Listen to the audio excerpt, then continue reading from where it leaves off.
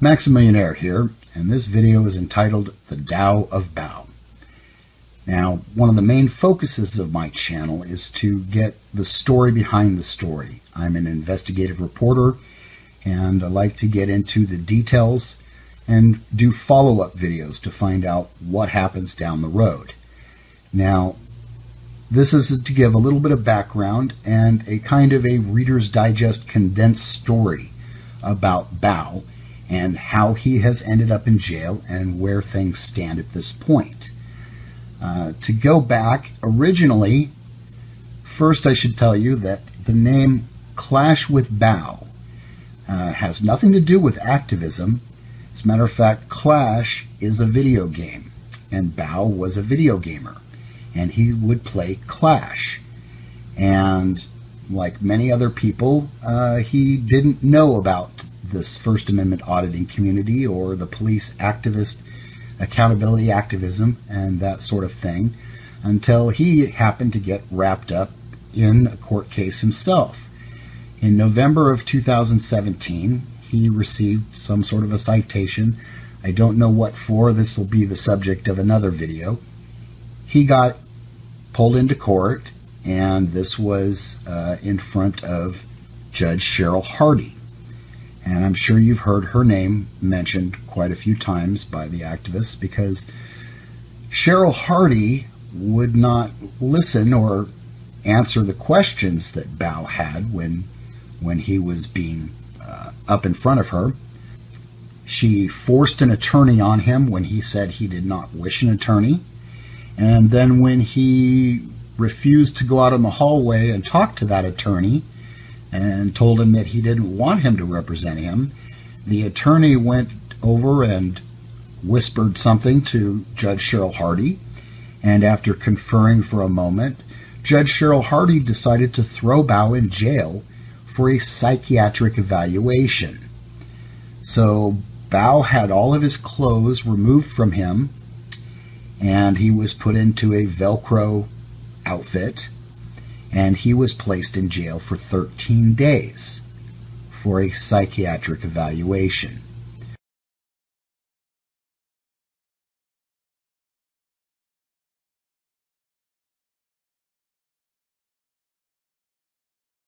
When he was let out, he wasn't even given his clothes back. They claimed to have lost them.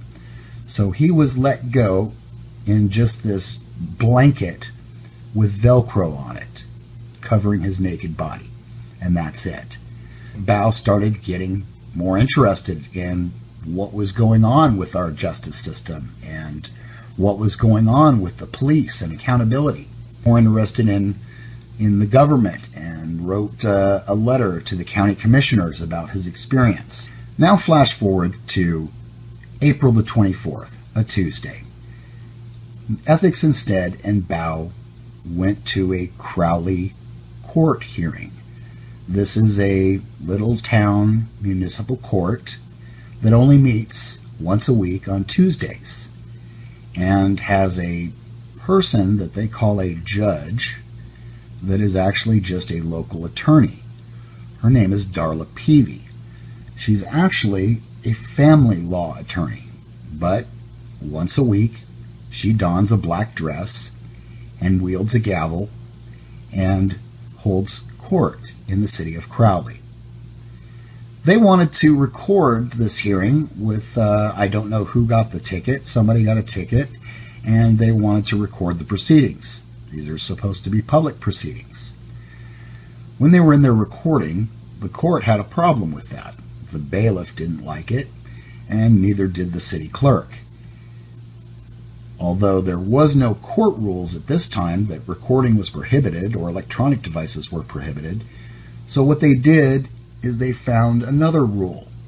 It just so happens that at this time, across the hallway, they were holding an election, and they dug up the law that said you can't film or audio record within 100 feet of an election.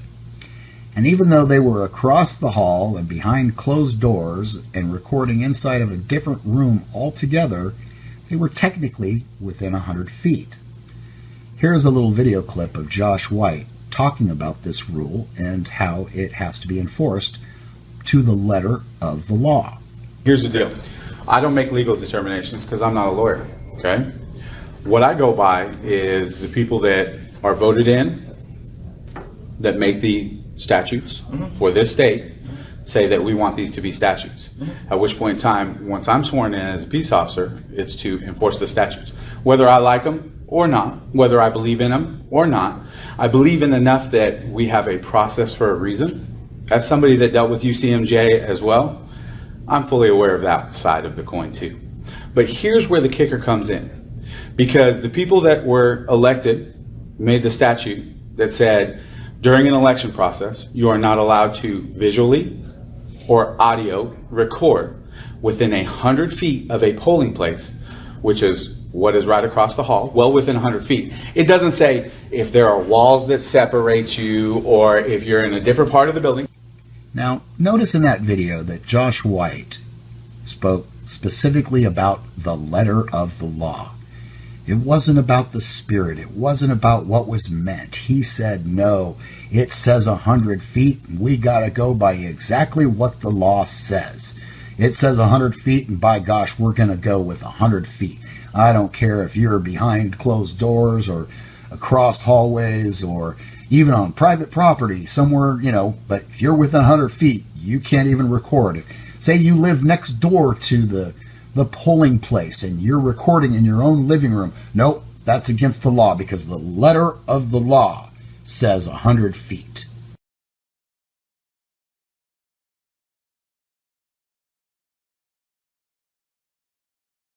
You can be seated.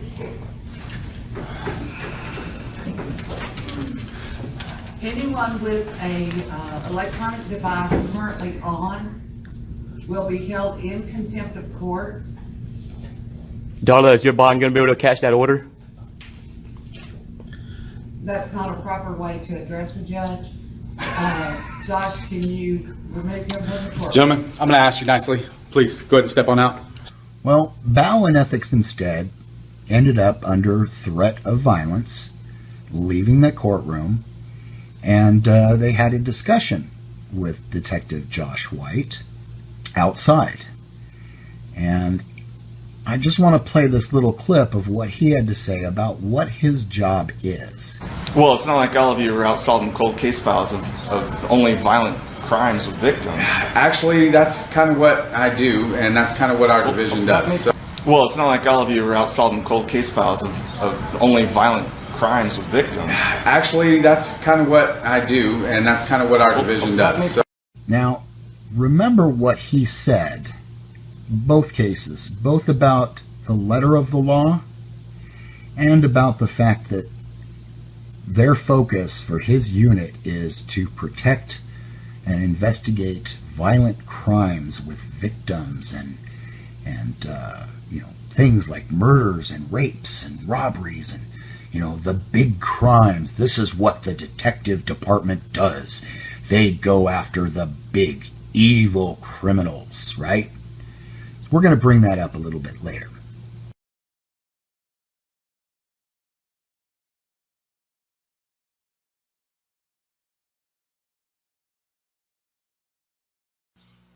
Welcome to the Tao of Bao, Part 2. In this episode, we will be covering the arrest of James Freeman and Gunner. Let's flash forward to June 1st, the following Tuesday. The following Tuesday, this time, Bao, Ethics Instead, came with James Freeman and Gunner to record again, to attempt to record this public hearing, which was their Crowley Municipal Court.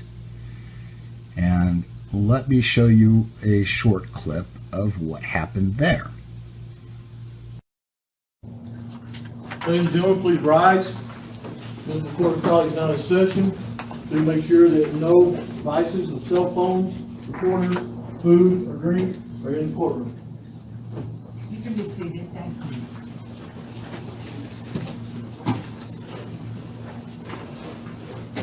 Everybody has all of their cell phones put away in their cars like the front, correct?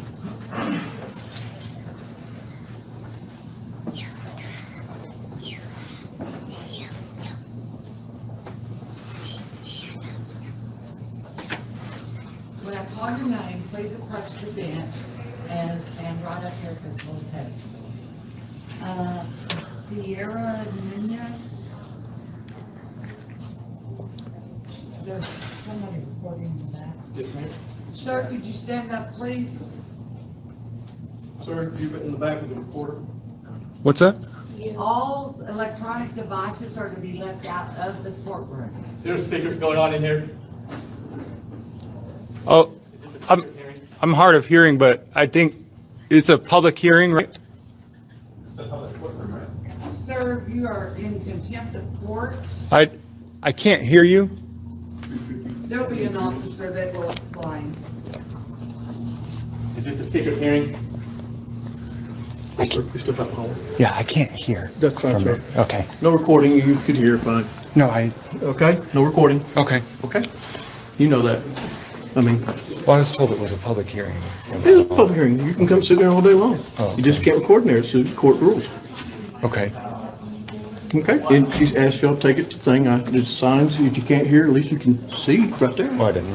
Right? I mean, there's signs everywhere. Look at all Oh, that. yeah, I know. I'm not I going know. to read all that. Yes, You know sir. what I I mean? understand. I understand.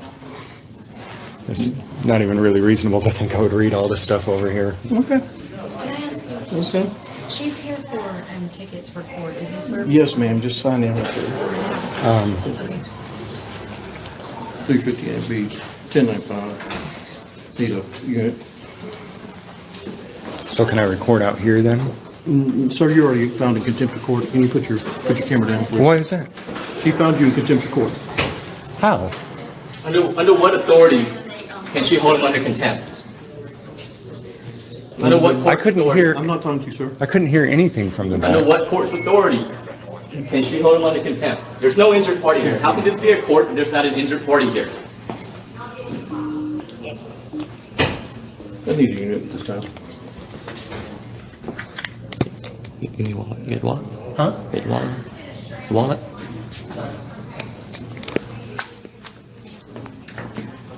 I wasn't trying to break any rules. Yeah.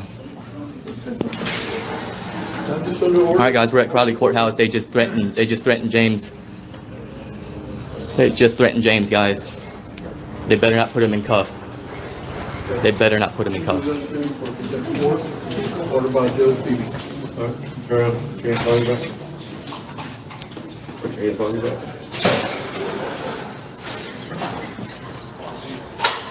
All right, guys. Call up here. They just arrested James. You know what I mean? They don't Excuse me. even know about the, you know.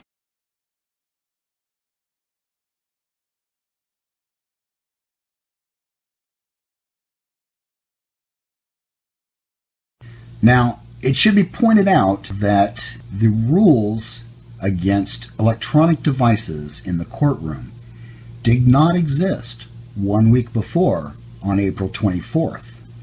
As a matter of fact, you can see here how they created the rules and instituted them on April 25th, the day after the court hearing in which Bao and Ethics Instead got kicked out of the courtroom.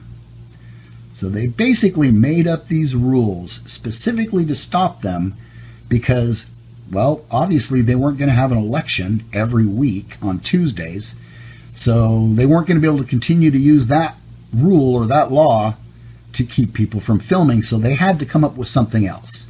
So they came up with this rule. Now, it's real interesting to notice, too, at the bottom of the rules that it states how a bunch of these rules, in fact, the vast majority of these rules, don't even apply in this court of the Crowley Municipal Court. So really the only rules that existed were the rules of decorum. All the other rules that they had made up, and there was 7 pages of them, didn't even apply to this courtroom or this court hearings at all. Now at this court hearing, both James Freeman and Gunner were arrested and put in jail for contempt of court.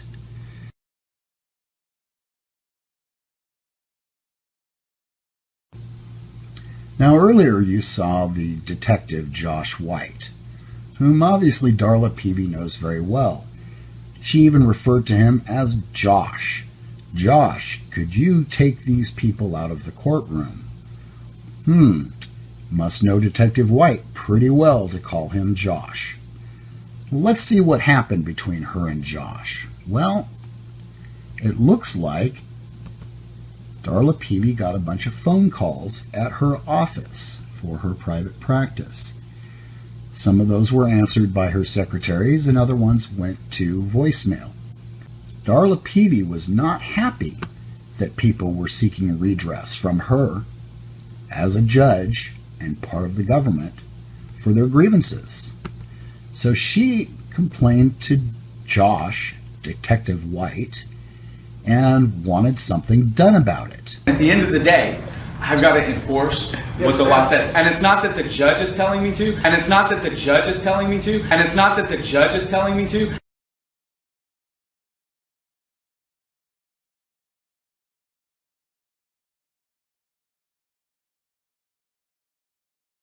Well, it's not like all of you are out solving cold case files of only violent crimes with victims. Actually, that's kind of what I do, and that's kind of what our division does.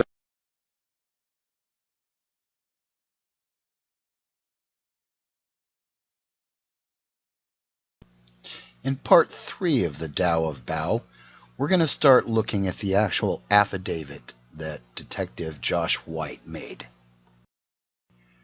Maxamillionaire here with the Tao of Bao Part 3. In this section, we're going to cover the arrest warrant and get into the affidavit behind the arrest warrant. So here we have a warrant for arrest, and this was applied for by Detective Josh White. It says, the undersigned magistrate, having heretofore found that probable cause exists for the issuance of this warrant, you are hereby commanded to arrest Bao, hereinafter referred to as the suspect, and bring the said suspect before a magistrate in and for Tarrant County, Texas, then and there to answer to the state of Texas for an offense against the laws of said state, to wit, harassment, Texas Penal Code 4207A, a Class B misdemeanor, of which offense he, the said suspect, is accused by the written affidavit under oath of Detective J. White, badge number 312, filed before the anterior of the issuance of this warrant. This warrant was issued on May 11th, 2018. And let me point out something very interesting about this warrant. Let's look down at the bottom and see who would sign such a warrant. Who is this judge? What does it say? Well, it says District Judge in and for Tarrant County, Texas, George Gallagher. Wow, George Gallagher. Why does that name ring a bell? I think I remember reading something about Judge George Gallagher. What could it possibly be? Well, let's take a look. Oh, right. Judge Gallagher is the one who had a shock belt strapped to a defendant in a case and then had him repeatedly shocked because he didn't answer his questions to his satisfaction, or he wouldn't be quiet when he was objecting to the way he was being treated. He'd been trying to have Judge Gallagher removed from the case, and Judge Gallagher refused to step down. So he strapped a shock belt to him that gave, they said, between 50 and 70,000 volts directly to the body, and that lasted 8 seconds. He apparently had this man shocked about 5 or 6 times, I believe. And because of that, the conviction of this gentleman actually got thrown out. I might also point out that this was a pedophilia case. This is a case of a man who was accused of doing some inappropriate things with a 15-year-old girl. But because of this judge's actions, this man's conviction got thrown out. Now, I got to ask, too, it makes you wonder, what kind of connections does Judge Gallagher have with Darla Peavy? I wonder. That might have to be an issue for a future video. Now let's go and look and see exactly what this affidavit says that was used to get the warrant to arrest Bao. And this affidavit is made by Detective Josh White, badge 312. He says that he has good reason to believe and does believe that on or about the first day of May 2018 in Tarrant County, Texas, Bao did commit the offense of harassment, Texas Penal Code 42.07a, a Class B misdemeanor, with the intent to harass, annoy, alarm, abuse, torment, or embarrass Darla Peavy, hereinafter the complainant, cause the telephone of the complainant to ring repeatedly, or make repeated telephone communications anonymously or in a manner reasonably likely to harass, annoy, alarm, abuse, torment, embarrass in said communications with the complainant, and in the course of the communications made a comment, request, suggestion, or proposal that was obscene or offended the complainant, and had repeated electronic communications sent in a manner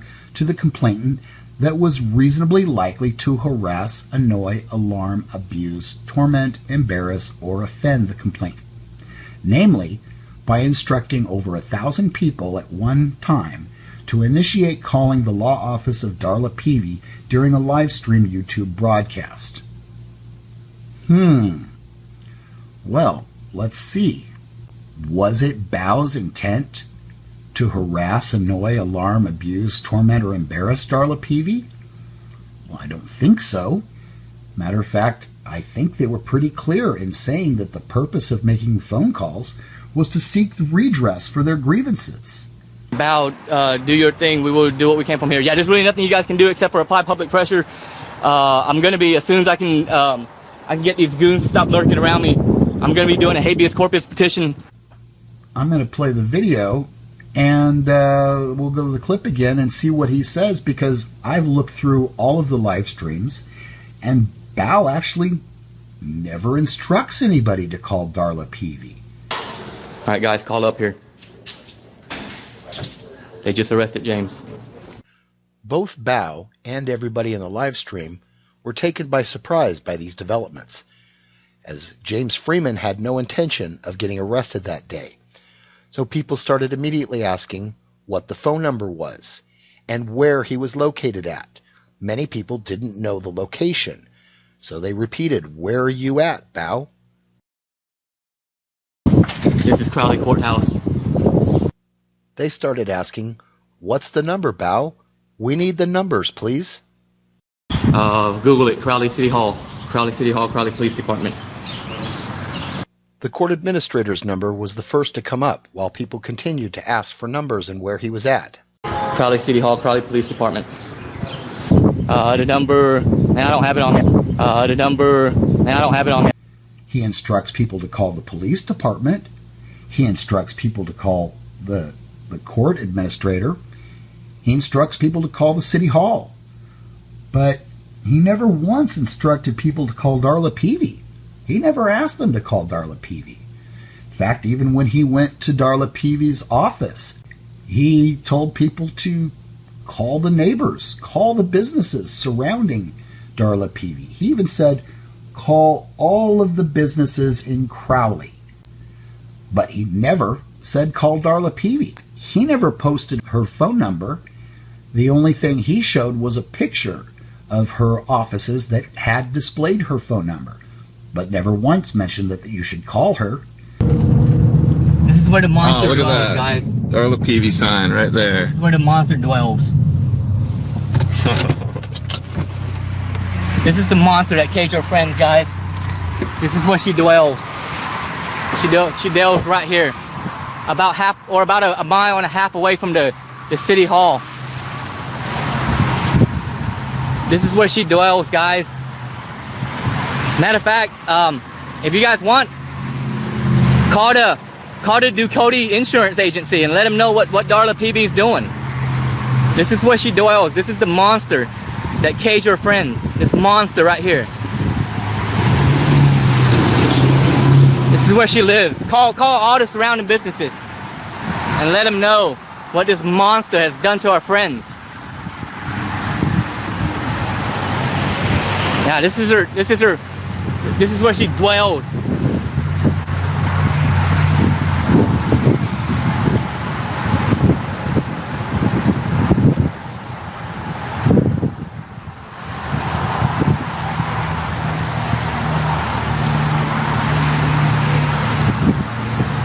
This is the dungeon she hides behind. There's no one in there, of course.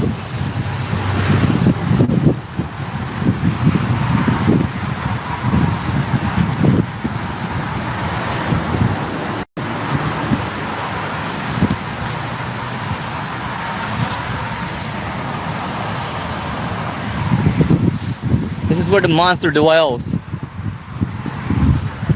When she's not putting people in cages and pretending to be a judge, this is where she dwells, guys. Right here. Yeah. Call Ducote Insurance and let Ducote Insurance know. But as soon as they tell me to leave, I'll leave. So, I won't get busted. As soon as I get someone or to tell me to leave in this private property, I'll leave. But call all the. When I was talking to Texas Sheepdog on the phone, and he told me something that was really intelligent, I thought. He was like, make sure all the local, I mean, why ring up the courthouse and why ring up the police station? Blow up every single business around here and ask them, hey, do you guys know what's going on? You know? Oh, you don't? Or do you know this, that, and the other? And let every single business here in this town know what this monster, Darla, has done to our friends. Every single business. Yeah, I'm sorry if I keep repeating myself. My vocabulary is just not expansive as yours. Sipe, man. Yeah. Here's another local business. Deer Creek Animal Center.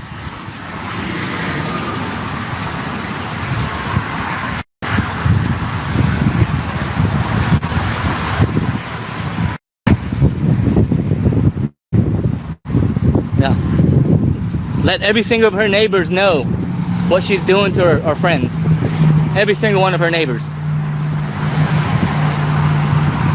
No, she's not a district attorney.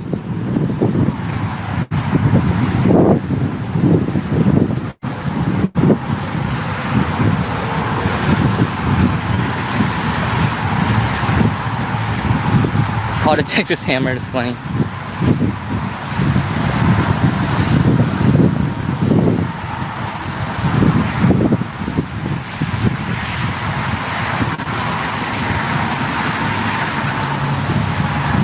Let me just sit here and just broadcast this for a second.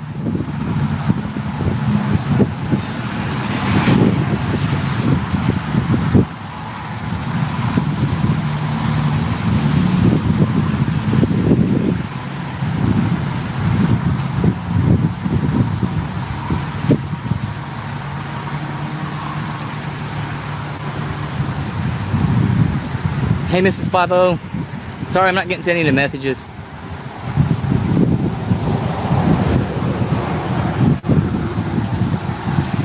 This is an evil woman. I agree, Bob Miller. She has no regards for human life. She's gonna sleep like a baby tonight, knowing that she caged 2 innocent men.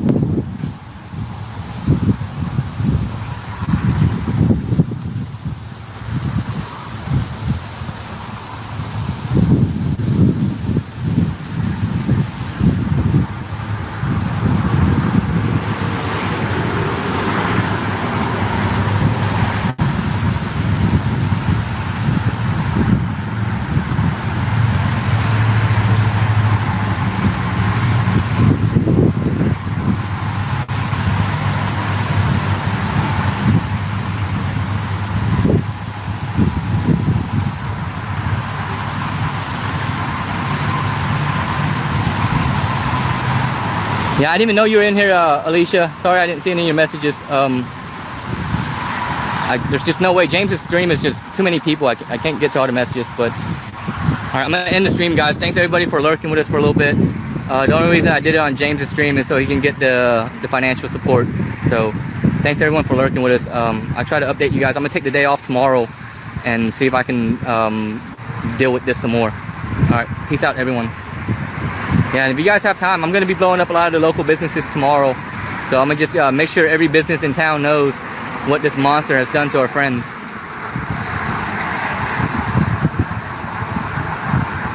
All right, peace out, everyone. Thank you so much for the support. I went back through the live stream and found that there were well over 100 publications of the police department phone number, of the city hall phone number, and the court administrator's name and phone number. Well over 100. And people were debating whether or not to call. Some people were debating and saying that no, we should hold off calls. But in the entire stream, there was only three people that posted Darla Peavy's phone number. There was Keith Colson. He posted Darla Peavy's phone number 5 times. There was David McPhail. He posted Darla Peavy's phone number twice. And then there was Bob Hossapple, and he posted Darla Peavy's phone number 1 time. Now let me point out that all 3 of these people simply posted the phone number with absolutely no other instructions. It was her name and the phone number, and that was it. Nobody even instructed people to call. They just provided the number and left it up to them whether or not they wished to exercise their First Amendment right. Now, as far as with the intent to harass, annoy, alarm, abuse, torment, or embarrass, I would also point out that there were numerous people that were telling everybody that if you do call, to be respectful. Toxic News said, here's Crowley's phone number, be respectful. News Now Across America said he had called and he was completely respectable. Boomer said, Freeman is in need of help. Here's the police department number. Be respectful. News Now Ohio said, you call, be respectful. Boomer also said, you have the right to redress your government. Showing again, this was the purpose of these calls, is to seek redress of your grievances. Nobody ever said, call them names. Nobody ever said, harass them. Nobody ever said, do any of these things. So if anything was done that was being done contrary to all of the instructions that were being given in the live stream. Next, in part 4 of the Tao of Bao, we will be covering the rest of the affidavit.